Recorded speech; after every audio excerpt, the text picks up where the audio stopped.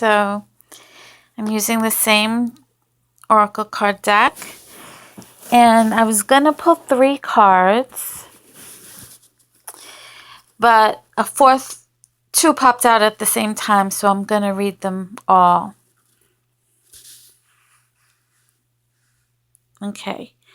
Blessing in disguise. What appears to be a problem is actually part of your answered prayer. You'll understand the reasons behind your present situation as everything resolves. Trust in heaven's protection and infinite wisdom to answer your prayer in the best way.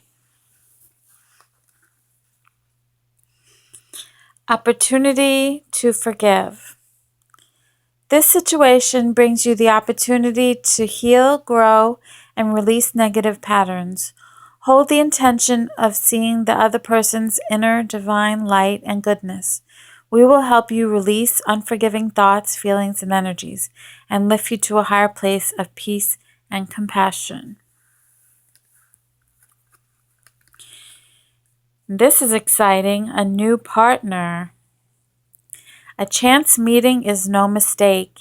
It is divinely orchestrated as a catalyst to set the wheels in motion for the fruition of your prayers. Pay careful attention to new people we send into your life.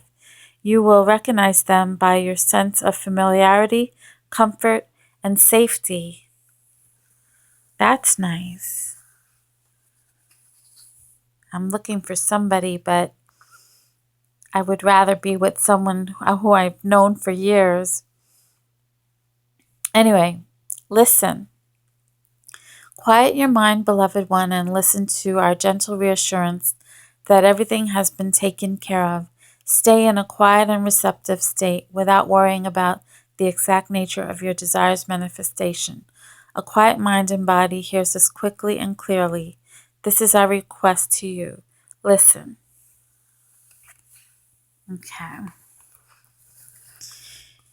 Okay, now we're finishing up Christology. If Adam and Eve had not fallen, but had formed this trinity with God and become the true parents, who could multiply good children, their descendants would have also become good husbands and wives, with God as the center of their lives. Each couple would thus have formed a trinity with God. Instead, when Adam and Eve fell, they formed a 4-position foundation with Satan as their center. In other words, they formed a fallen trinity with Satan. The resurrected Jesus and the Holy Spirit in oneness with God could form only a spiritual trinity. They could fulfill only the mission of spiritual true parents.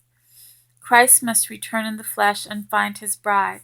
They will form on the earth a perfect trinity with God and become true parents, both spiritually and physically.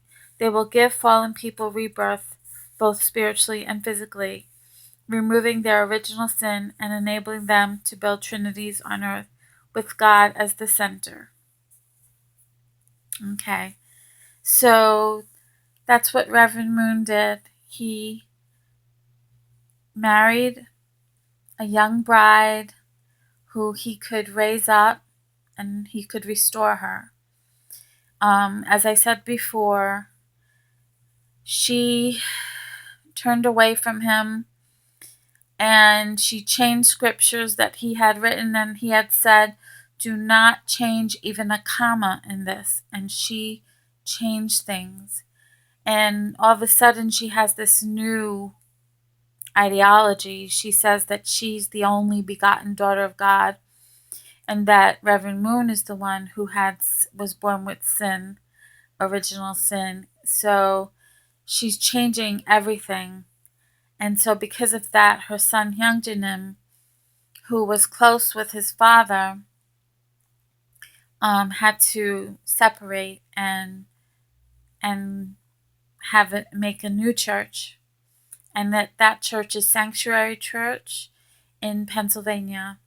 So if you want to find out more information, I totally welcome you to do a Google search on them and start watching church services and the King's Report. that he reports on current events and he explains things really well. He's definitely inspired by God. It's amazing the things that he talks about. Anyway, thank you for listening, and I'll see you next time.